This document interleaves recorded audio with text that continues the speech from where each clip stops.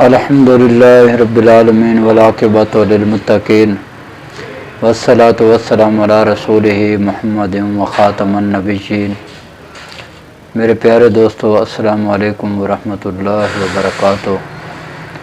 حکیم امتیاز دانش، فرام پاک ہربل دواخانہ، نزد مرحبا سویٹ بیکز، فتح روڈ، چوک اعظم سے مخاطب ہوں۔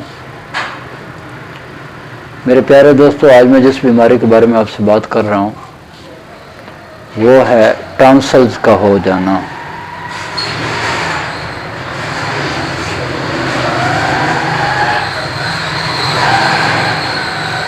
یہ ٹانسلز کیا ہوتے ہیں؟ یہ دو حدود ہوتے ہیں جن کا کام چوکیداری کرنا ہوتا ہے۔ یہ وہ چیزیں ہوتی ہیں جو جراثیموں کو ہلاک کر دیتے ہیں، جسے آپ لوگ اور عام لوگ جو ہے اسے گلے پڑنا بھی کہتے ہیں۔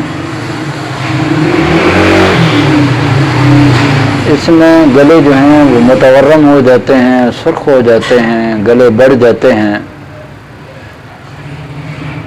جب یہ گلے بہت زیادہ بڑھنا شروع ہو جاتے ہیں تو مریض کو انتہائی زیادہ تکلیف ہوتی ہے۔ مریض جو ہے وہ بے سکون ہو جاتا ہے۔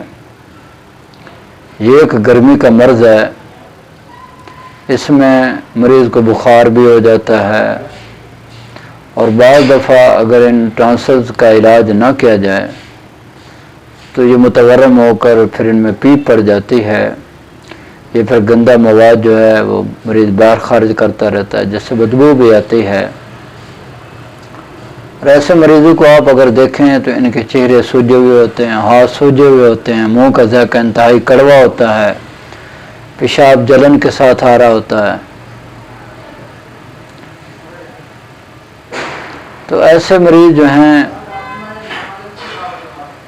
جب علاج کرواتے ہیں، اگر ان کو آرام نہ آئے تو پھر وہ ڈاکٹر کے پاس جاتے ہیں۔ تو ڈاکٹر حضرات جو ہیں وہ آپریشن ان کے لیے تجویز کرتے ہیں، بھی آپ آپریشن کروا لیں، آپ کے گلے ٹھیک ہو جائیں گے۔ حالانکہ یہ کوئی تھیوری نہیں ہے بیماری کو ختم کرنے کی۔ گلے نکل جائیں گے، اس کے بعد جو اصل بیماری ہے وہ تو آپ کے جسم میں کھڑی ہے۔ جب تک آپ صفرا کو معتدل طریقے سے معتدل نہیں کریں گے، اس وقت یہ بیماری جان نہیں چھوڑے گی۔ یہ وقتی طور پر ٹھیک ہو جائے گا، بیماری کو آپ دبا لیں گے، لیکن کچھ ہی دنوں بعد پھر وہی مسئلہ بن جائے گا۔ نہ صرف پھر یہ دوبارہ وہی مسئلہ بن جاتا ہے، بلکہ پھر اس کے ساتھ ہی مریض کو کیڑے کی بیماری بھی شروع ہو جاتی ہے، اور مریض انتہائی تکلیف میں مبتلا ہو جاتا ہے۔ تو ایسے مریضوں کے لیے میری طرف سے تو اعلان ہے، وہ یہ ہے کہ بھائی اگر آپ کے لیے ڈاکٹر نے آپریشن تجویز کیا ہے تو آپ آپریشن نہ کروائیے۔